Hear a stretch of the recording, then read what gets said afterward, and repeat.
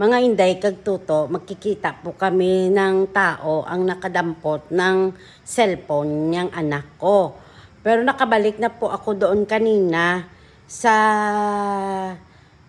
kanila sa papunta ng police station, papunta na po ako doon.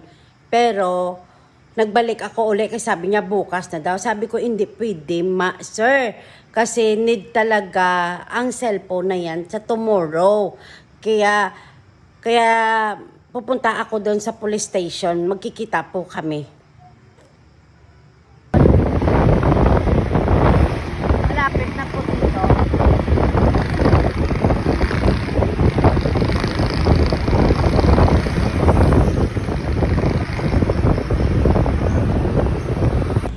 Sa panakadlaw, thank you.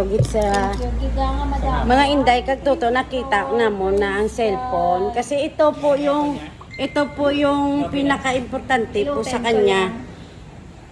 Mga inday, kag tuto, ang cellphone, nga ticket.